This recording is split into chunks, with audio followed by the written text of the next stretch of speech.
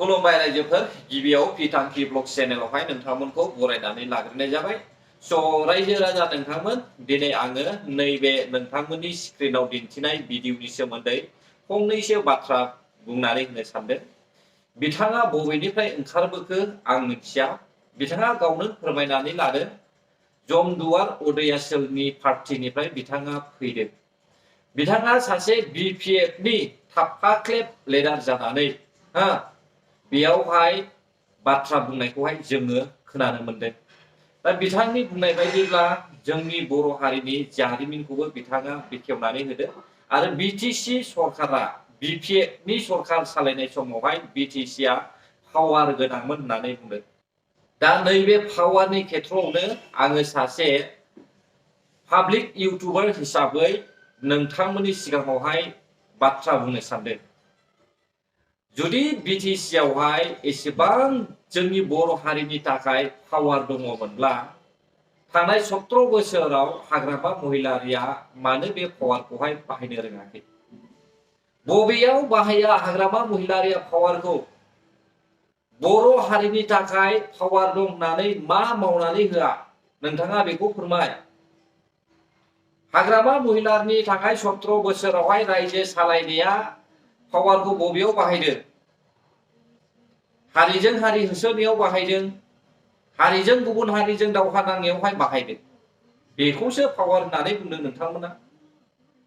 आरो जुदि हाग्रामा महिलारिहा इसेबां पावार दङमोनब्ला, BTCआवहाय इसेबां पावार मोनब्ला, बर' हारिनि थाखाय गासिबो मावनो हानाय बेयावनो पावार दङमोनब्ला, बै NDFBफोर होखारनानैहाय दोनहरनाय बांगाल जंगाल गोसोमफ्रा माब्रै फैफिननानै बर' हारिनि हायावहाय थाफैफिननो हाखो?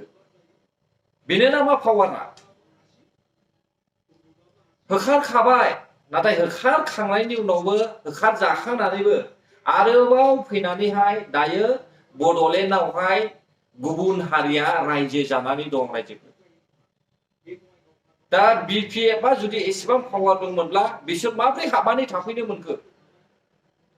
ना बिसोरो पावारखौहाय बेबायदि गुबुन हारिफोरखौ सोनो थाखायसो बाहायदोंमोन नामा?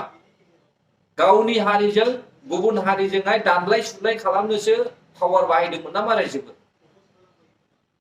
जों मिथिगौ 2020 मायथाइनिफ्राय लानानै दिनैसिम बर' हारिनि गेजेराव बेबायदि आर्मिजों होसोजानाय, गुलिनि शिकार खालामजानाय जोङो नुनो मोनाखै। समाजावहाय एसेब्लाबो गोजोननाय फैदों। रांखान्थि बिथिङाव, राजखान्थि बिथिङाव, समाजखान्थियावहाय जोंनि बर' हारिनि थाखाय एसेब्लाबो गोजोननाय फैदों। बेसोरबायदि लिडार जुदि बेबायदि भाषण होनायखौहाय नोंसोरो खोनासङोब्ला थेर बेथेर जालांगोन बर' हारिया, थेर बेथेर जालांगोन। नोंगौ जों मिथिगौ सिखोना जोहोलाव जायआ बर'निनो फिसा, गंगार राजाजों लांजानानैहाय फेदेरहैजानाय सेन्ट्र' खाम्फानि लेङाइ सान्थ्रि गाहाय, जोङो बेखौ मिथिगौ। बे सिखोना जोहोलावा सोरमोन? सिखोना जोहोलावा जोंनि बर'निनो सासे फिसामोन, नाथाय बेखौहाय नंखाय फान्दायनानैहाय बिनि बिमा बिफाया हाग्रायाव गारहैनो गोनां जादों। अब्ला जोंनि बर' हारिनि फोथायनाया बहा? दिनैसिमबो बर' हारिया खौसे गैया। खौसे गैयिनि थाखायनो बर' हारिया रायजोखौबो मोननो रोङाखै। दा जोङो नुबाय बबे खनानिफ्राय आरोबाव गोदान सासे BPFनि संख्रि जाग्रा लिडार ओंखारबावखो? बेखौ जों BPFनि एजेन्ट बुंगोन ना बुङा? बिर दैमालुखौबो गावनि असे बिमायानो खोमायाव सेहा लुथेनानैहाय बुथारदों। बर' हारिखौहाय रावबो गुबुन हारिया दिनैसिम बुथाराखै रायजोफोर। गावजों गाव एरलायनानै गावजों गाव थुनानै होलायनायनि खेथ्रआवसो बर' हारिया थैनो गोनां जादों। थांनाय 17 बोसोराव बे क'क्राझार बायदिनि सिमेट्रियावहाय नोंथांमोना नुदोंना गोथै हाखर? बेखौ सोर खालामा? हाग्रामा महिलारिनि सरकारावनो बेखौहाय खालामदों। अब्ला नोंथाङा माब्रै प्रमद बर' सरकार सालायनायखौहाय गाज्रि होननानै बुंखो? प्रमद बर' सालायनाय सरकार इउपिपिएलआ दिनैसिमबो दाय गैयै सुबुंखौ बुथाराखै, दाय गैयै सुबुङा माब्लाबाबो गावजायाखै आरो होसोजायाखैबो। जायफ्रा आयेनखौ मानिया, रुल्स थासेयावबो रुल्सखौ गनाया, अहंकार गोसो, बैसोर बायदियासो हमजादों, बुजादों। एसेबां बेफोरबायदि गावजों गाव एना एनि जालायबाय थायोब्ला बहा बर' हारियालाय रायजो मोननो? माबोरै बर' हारिनि थाखाय रायजो होनो? जुग जुग बोसोर रायजो जाबाय बर' हारिया। साफ्रोमबो जाथियानो, मोनफ्रोमबो हारियानो स्टेट दङ गाव गावबागाव। नाथाय जोंनि बर'आ गावजों गाव एना एनि एदलायबाय थानाय, गावजों गाव सोंखारिलायबाय थानाय, गावजों गाव होसोलायनायनि थाखायनो दिनैसिमबो बर' हारिहा आलादा स्टेट गैया। बेसेबां दुखुनांथाव। दा गोरोबनो रोङिया नोंसोरबायदि मानसियानो। गोजाम गस्लाखौनो गानबाय थानो हास्थायग्राया नोंसोरनो। अन्थाइ मुगा जुगनि सरकारखौनो लाबोफिननो नाजानायाबो नोंसोरनो। माबेबा गस्ला गांसे गोजामखौहाय नोङो डास्टबिनाव गारखांनानै बेखौहाय जेसेबांखि नोङो सुनानै गाना अब्लाबो बे गोजामानोखा। थिग बेबायदिनो बिपिएफ सरकारनि आखल आखुआबो रायजोफोर। नोंथांमोना नुदों कास्टम बसुमतारीमोन बायदि मानसिखौ। बिसोरलाय बर' हारिखौहाय अर सावनानै होग्रा गंसे गंसे सलाय खाथिसो। बिसोरो हारिनि थाखाय जेबो साना आरो बुजियाबो खोमा। बेनिखायनो बर' हारिखौहाय एग्लुंबाय थायो।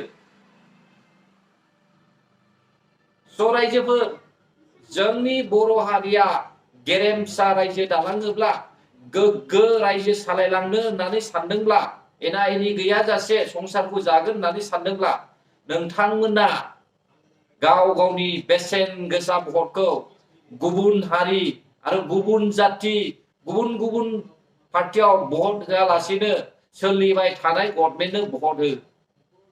नायबाव नोंथांमोना 5 बोसोर बिपिएफखौ 15, 16, 17 बोसोर नायदोंब्ला इउपिपिएलखौबो नाय।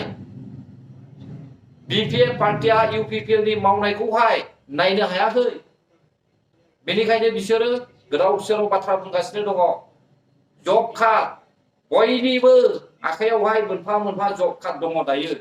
सिगांनि समावहाय सासे मेम्बारनावहाय 15-20टा जब कार्ड थायोमोन। नाथाय दानि नैबे इउपिपिएल सरकारनियावहाय साफ्रोमबो आबादारिफ्रानो गाव गावबागाव जब कार्डखौहाय बाहायनो हानाय मोनथायखौ मोनदों। लोगोसे सोरबा सोरबा माबा मोनसे प्रब्लेम जादोंब्ला अनसुंथाइ मोनदों, होदों। नाथाय होख'नो हायाखै। माखासे खामानिखौ बिपिएफआ पेन्डिं खालामनानै गालांदों, बेखौ मावफुंनानै होनांदों। दा बिपिएफ पार्टिया माब्लानि समाव मावगौमोन? 17 बोसोर एकमात्र लामा मोननै मोनफा, दालां मोननै मोनफा। कलेज बानायदों, कलेजखौबो कमप्लिट खालामाखै। बबे समाव कमप्लिट खालामगोन? भट फैनोसैब्लाल', इलेक्शन फैनोसैब्लाल' नोंथांमोना लुफ्लागोन नामा? बानायफ्लागोन नामा? देरहाखांबाथाय बेखौहाय आरोबाव 5 बोसोर नेनानैहाय रायजो राजानि सिगाङावहाय दिन्थिफ्लानो थाखायसो बेफोरबायदि खामानिखौ मावो नामा बिपिएफनि गभर्नमेन्टआ? बिपिएफ सापर्टार साफ्रोमबो आंनि बाथ्राखौहाय गाज्रि मोनदों जानो हागौ। नाथाय खोनासं रायजोफोर, बर' हारिया खौसे गैयैनि थाखाय बड'लेण्ड जायाखै। आरो बर' हारिनावहाय doctor, engineer, IAS officer, IPS officer बेफोरबायदि नांगौ होननानैहाय गोदोनिफ्रायनो बुंबोदों। नाथाय हाग्रामा महिलारि बायदि सरकारा मोनसेबो सुबिदा होआखै। जुदि बिथाङा बेफोरखौ नांगौ होननानै मिथिखादोंमोनब्ला मानो सुबिदा होआखैमोन? मानो स्किम बानायनानैहाय बर' हारिनि थाखाय माखासे मोनथायफोरखौहाय मावनानै होआखै? दुखुनांथावा बिसोर रायजोफोर। बे व्यक्तिया जेसेबांखि बाथ्रा बुङा मानो, बुजिनो गोरोंफ्रा बुजिखायो, मिथिनो गोरोंफ्रा मिथिखागौ सोरबायदि सरकारा मोजां सालायगोन, सोरबायदि सरकारा मोजां सालाया।